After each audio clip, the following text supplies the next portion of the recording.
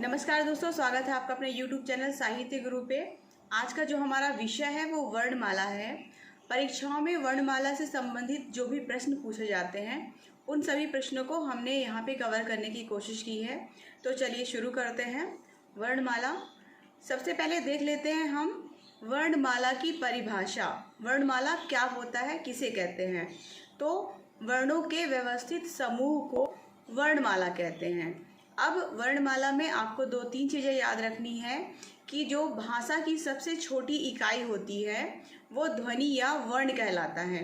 परीक्षाओं में पूछ दिया जाता है कि भाषा की सबसे छोटी इकाई क्या होती है, तो आपको लिखना है कि भाषा की सबसे छोटी इकाई वर्ण या ध्वनि होता है।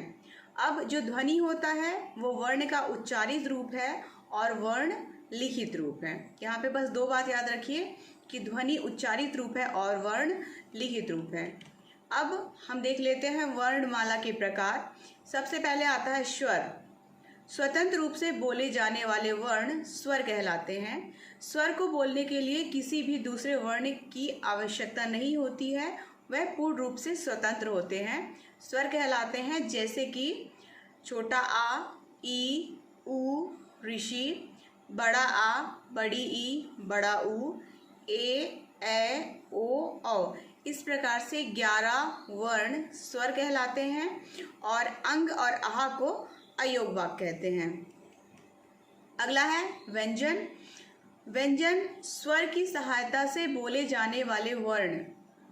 जो वर्ण स्वर की सहायता से बोले जाते हैं व्यंजन कहलाते हैं। व्यंजन कितने प्रकार से होते हैं इसको हम आगे देखेंगे।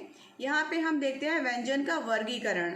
तो देखिए, व्यंजन को मुख्य रूप से 3 भागों में बांटा गया है: स्पर्श व्यंजन, अंतस्थ व्यंजन और ऊष्म व्यंजन, जिसको कि संघर्षी व्यंजन भी कहा जाता है।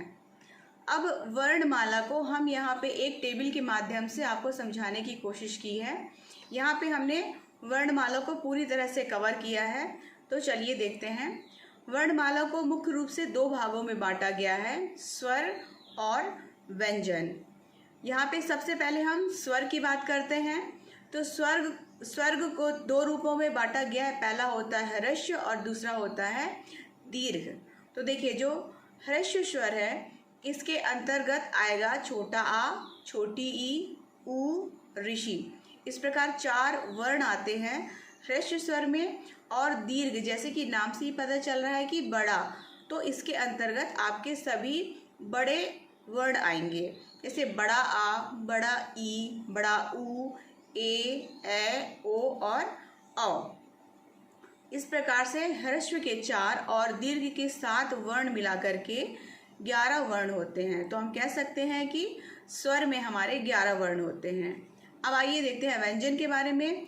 व्यंजन को यहाँ पे 5 भागों में विभाजित किया हुआ है, जैसे कि पहला है स्पर्श, दूसरा है अंतस्थ, तीसरा है ऊष्म, फिर आगत व्यंजन और संयुक्त व्यंजन। तो चलिए देखते हैं कि कौन से व्यंजन को किस भाग में रखा गया है। यहाँ पे जो आपका का वर्ग है, चा वर्ग, टा वर्ग, ता वर्ग और पा वर्ग, ये आते हैं आपके स्पर्श व्यंजन के अंतर्गत। और साथ ही आपका जो डा और ढा है, जिसे हम उत्क्षिप्त या द्विगुण व्यंजन कहते हैं, वो भी आपके स्पर्श व्यंजन के अंतर्गत ही आएगा।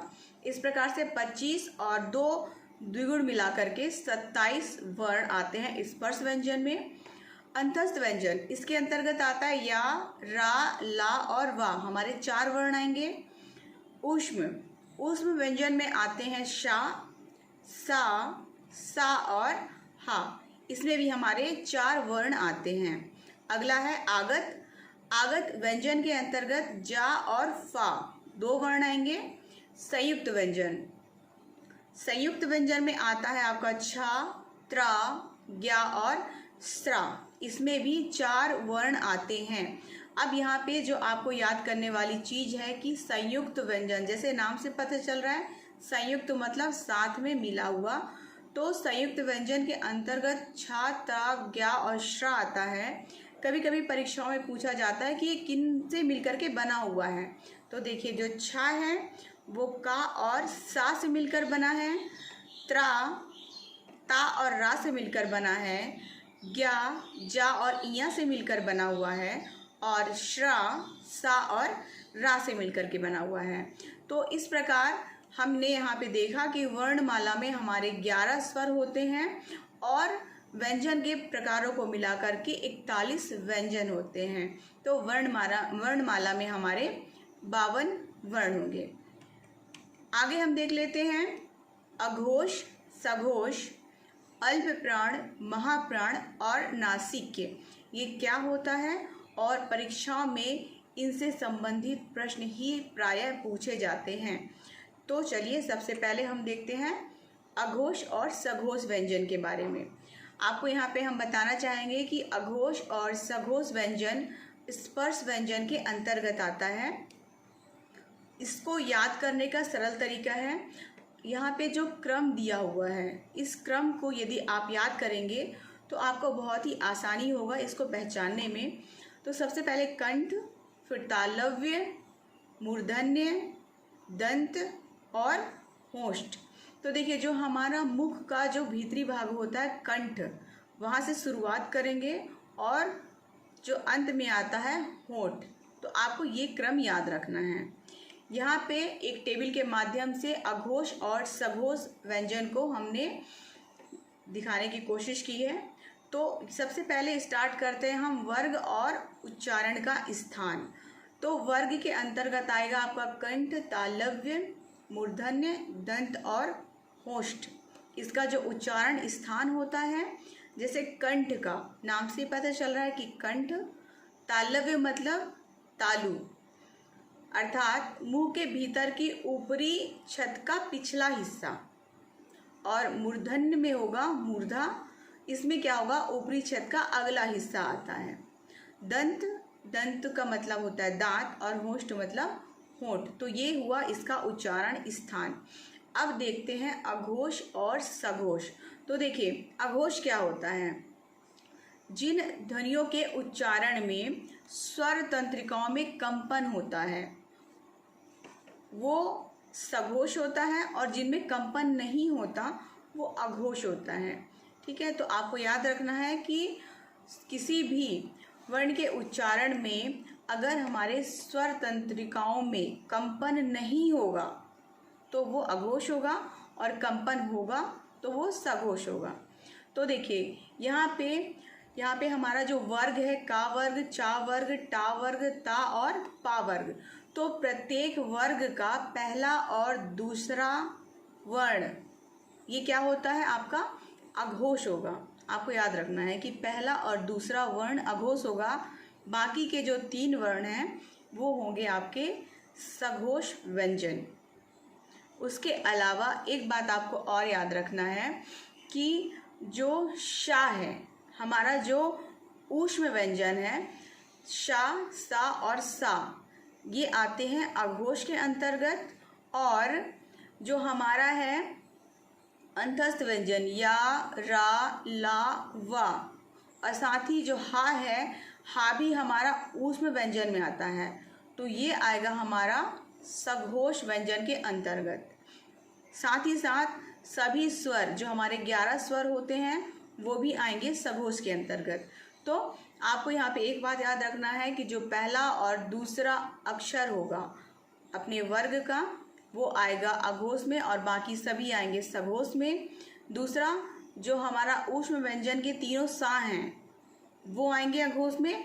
साथ ही जो आपका अंतस्थ व्यंजन में या, रा, लावा, साथ ही साथ हा और सभी स्वर आते हैं आपके सघोष व्यंजन के अंतर्गत। अब देख लेते हैं हम अल्प प्राण और महाप्राण। तो देखिए अल्प प्राण और महाप्राण भी स्पर्श व्यंजन के अंतर्गत ही आएंगे। इसका भी वर्ग और उच्चारण स्थान पूर्व की भांति होगा। अब देख लेते हैं अल्प प्राण। अल्प प्राण क्या होता है, जैसे अल्प मतलब कम, बोलने से पता चलता है अल्प मतलब कम, मतलब ऐसे वर्ण जिसको बोलने के लिए मुंह से कम ध्वनियाँ निकले, अल्प प्राण होता है। और महाप्राण का मतलब होता है कि जिन व्यंजन के उच्चारण में मुंह से ज़्यादा हवा निकले। तो कम हवा निकलेगा तो अल्प प्राण आएगा, और मुंह से ज़्यादा हवा निकलने पे महाप्राण होगा। तो देखिए अल्प प्राण। अल्प प्राण के अंतर्गत आपको बस एक बात याद रखना है कि जो विषम नंबर में जो वर्ण लिखे हुए हैं जैसे कि 1, 3 और 5, ये आएंगे हमारे अल्प प्राण में, और बाकी जो सम संख्याओं में है वो आएंगे महाप्राण में। तो अल्प प्राण में आपका जो का, च, ट, त, पा, ये जो वर्ग हैं, इन वर्ग का पहला, तीसरा और पांचवा याद रखना है, और महाप्राण में दूसरा और चौथा वर्ण आएगा। इसके अलावा अल्प प्राण में या, रा, ला, वा और सभी स्वर आएंगे इसी के अंतर्गत अल्प प्राण में। और महाप्राण में ऊष्म व्यंजन के जो भी वर्ण हैं जैसे कि शा, सा, सा और हा, ये आएंगे आपके महाप्राण में। अब यहाँ पे कुछ महत्वपूर्ण बिंदु आपके लिए दिए हुए हैं जैसे कि प्लुप्त स्वर। प्लुप्त स्वर क्या होता है, कभी कभी पूछा जाता है। तो प्लुप्त स्वर जिसके उच्चारण में दीर्घ स्वर से भी ज़्यादा समय लगता है, जैसे कि इसका उपयोग सामान्यतः नाटक के संवाद में या फिर किसी व्यक्ति को पुकारने में किया जाता है। जैसे कि राम, अगर हम राम बोलते हैं, अगर जोर से किसी को चिल्लाते हैं राम, तो रा और माँ के बीच में जो समय लगता है उसको प्लुप्त स्वर कहते हैं। दूसरा है अंतस्थ व्यंजन। अंतस्थ व्यंजन में हमने पढ़ा था या, रा, ला और वा, तो इसको या और वा को अर्ध स्वर भी कहते हैं, रा को लुंठित कहते हैं और ला को पार्श्विक कहते हैं, ये याद रखिएगा। अगला है स्पर्श व्यंजन। स्पर्श व्यंजन में हमने देखा था कि स्पर्श व्यंजन कितने होते हैं, 25 होते हैं। साथ में जो डा और ढा 2 व्यंजन है, इसको मिलाकर के 27 हमारे व्यंजन बनते हैं स्पर्श में। तो जो डा और ढा है उसको द्विगुण व्यंजन या फिर उत्क्षिप्त भी कहा जाता है। अगला है नासिक के व्यंजन या पंचाक्षर। तो जो हमारा वर्ग था, जो हमने का, च, ट, त, पा जो वर्ग बनाया था, उसका जो 5वां अक्षर होगा वो पंचाक्षर कहलाएगा और इसको नासिक व्यंजन भी कहते हैं। यहाँ पे हमने चित्र के माध्यम से वर्णों के उच्चारण का स्थान दिखाया गया है, जैसे कि नासिका से अंग, णा, इया, णा, ना और मा आएगा। दंत मूल में रा और ला ये आता है। साथ ही साथ यहाँ पे दंत से तावर्ग और शा वर्ग भी आएंगे, इसके उच्चारण स्थान दंत से तावर्ग और शा भी आएंगे। दंत और होष्ठ दोनों से वा आएगा। होठ से ऊ और बड़ा ऊ तथा पा वर्ग, जितने भी पा वर्ग हैं उसका उच्चारण स्थान होष्ठ होगा। होष्ठ और कंठ दोनों मिलाने से ओ, और आ, ये इसके अंतर्गत आते हैं। मूर्धन्य में ऋषि, टा वर्ग और शा, ये मूर्धन्य इसका उच्चारण स्थान है। तालव्य में ई, बड़ी ई, चा वर्ग, या और सा, ये आएंगे। कंठ और तालु में ए और ए। साथ ही साथ कंठ में आ, बड़ा आ, आहा, का वर्ग और हा, ये सभी इसके उच्चारण स्थान होंगे। तो आशा है कि आज का वीडियो आपको पसंद आया होगा। वीडियो अगर पसंद आए तो लाइक, शेयर और सब्सक्राइब जरूर करें। धन्यवाद।